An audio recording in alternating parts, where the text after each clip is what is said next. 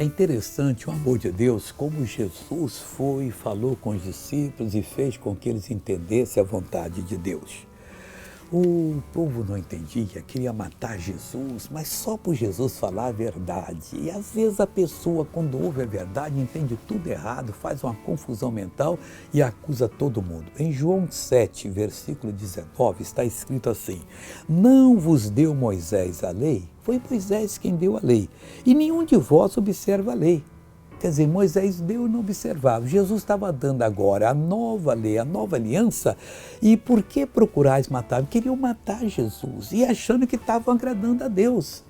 Olha, tem que ter muito cuidado com os religiosos, porque eles não entendem o que estão falando e se julgam autoridade, dono da verdade, são capazes até de levá-lo ao tribunal, chamando você o herege, ou de mandar alguém te acertar.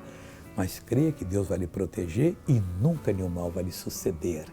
Veja alguém que foi abençoado. Irmã, você tinha um câncer Sim, um câncer nos nos ossos. ossos. Sim, meus ossos. Há quanto tempo você não conseguia andar? Há 6 anos. 6 anos. Então ande agora em nome de Jesus. Ela tinha câncer nos ossos e por 6 anos ela não conseguia andar. Ande, pois o Senhor te curou. O Senhor te curou.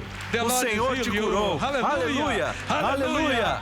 Esse é o amor de Deus na sua vida. Eu vou orar agora, Pai.